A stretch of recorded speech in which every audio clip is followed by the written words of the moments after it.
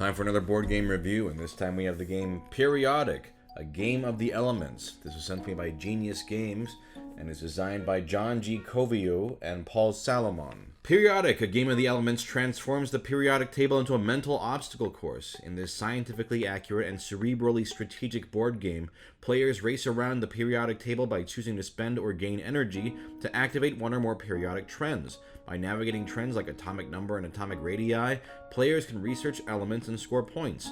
Players can also pursue prized academic achievement points by ending their turn within specific elemental groups like metalloids and noble gases. The player with the most points at the end of the game wins. Let me show you how to play. In Periodic, you are competing to research elements and advance along the academic track by strategically activating periodic trends to move your flask across the periodic table.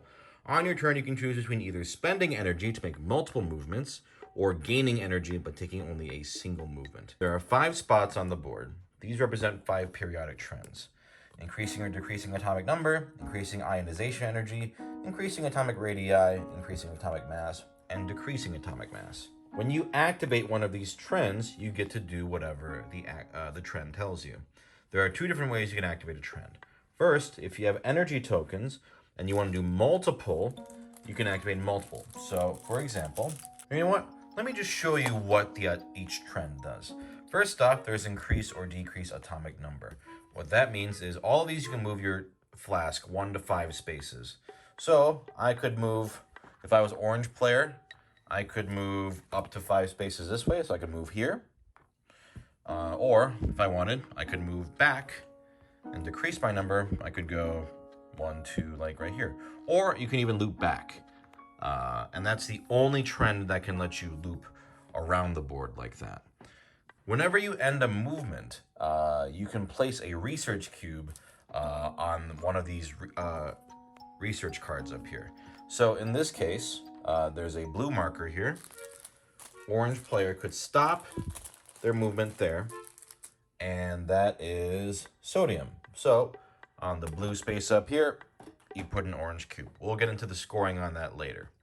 So every time you do a trend and stop moving, and you're on one of these spaces with a token on it, you can place a cube down.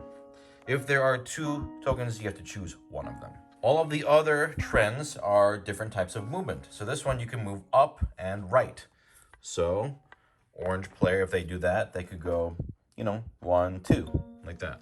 If you're increasing atomic radii, you could go down and left. So I could go 1, 2, 3, like that. Increasing atomic mass, that would be down and right. So like 1, 2, 3, like that.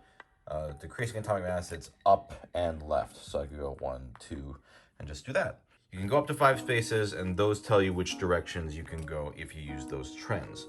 Now, let's go back to how you can do them. If you want to do multiple trends in one turn, you could do this.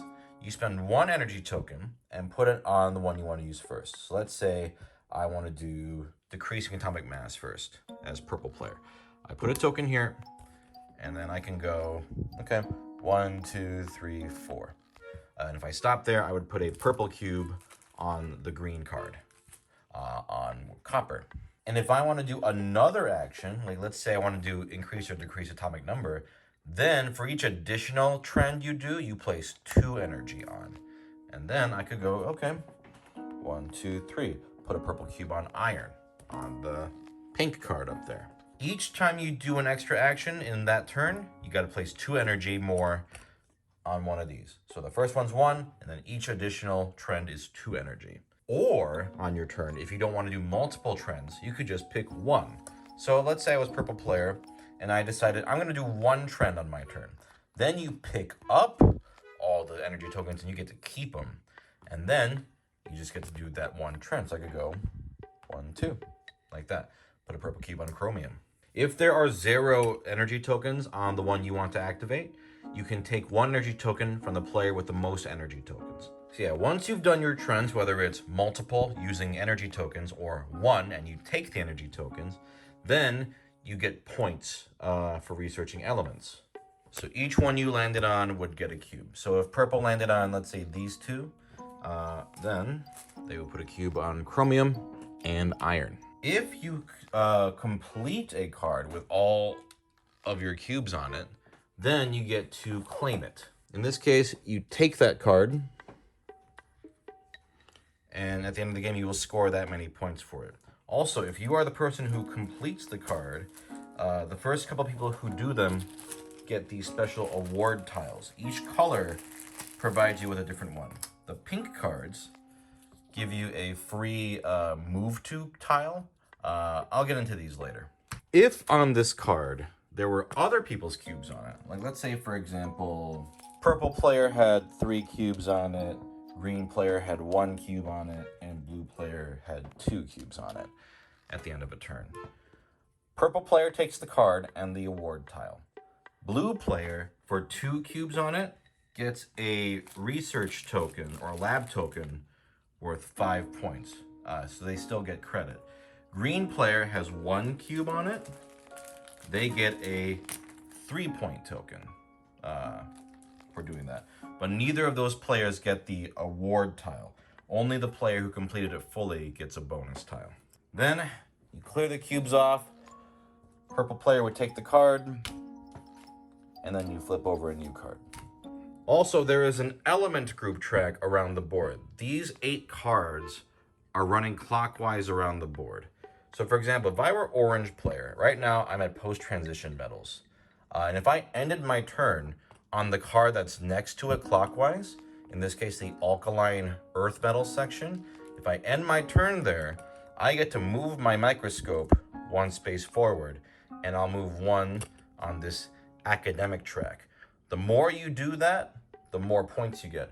Only 1 player can make it all the way to the end, 2 players here and 3 players here. The further you are on the track at the end of the game, the more points you will get. Now let's go into these award tiles I mentioned. For each type of card you complete fully, green cards, if you complete them, they give you a +3 space token. You can use these at any time to move an extra 1, 2, or 3 spaces. Blue award tiles give you 2 energy. You can take them from any of the spots on the board. Purple lets you do a free trend, and it tells you on the back what kind of trend. In this case, increase or decrease ionization energy.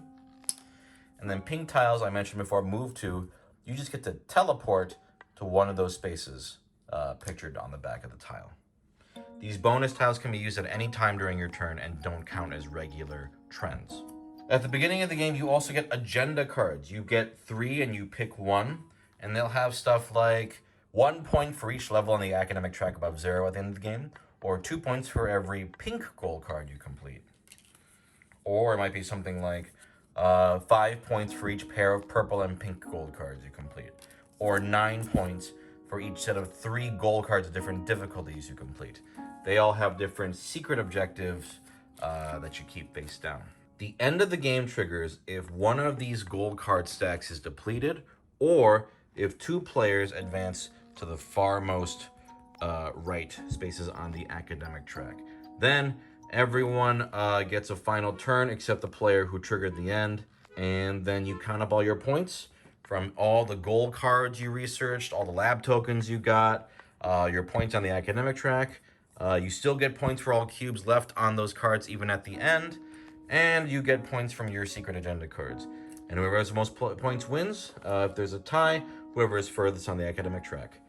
But that's pretty much the game. You move around, use energy to, move around and research different elements to race to score points on the cards.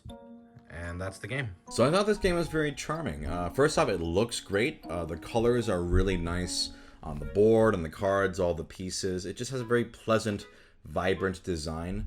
I enjoy the mechanic of putting, energy tokens on trends if you want to be ambitious and do multiple, or you can scoop them up for one action if you're, feeling like it's worth it to get the energy. That's a really fun idea. It never feels too restricting because you'll almost always get some kind of benefit in either way, whether it's getting more energy or doing more actions.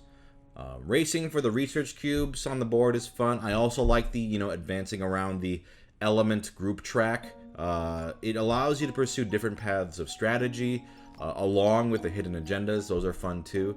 There's a lot of entertainment to be had in maximizing exactly what you do with each action. So you're like, okay, well, I could land here so I can go along the academic track, or if I go here, I could get 2 cubes in one turn.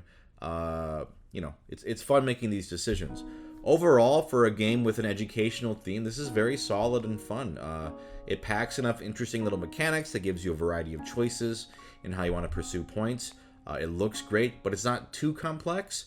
I think it'd be a great game for kids, and I also think it'd be fun for adults too. It's engaging throughout, and yeah, for games that have like a, you know, fun educational theme. And again, this one also has like a science behind the game extra pamphlet with it.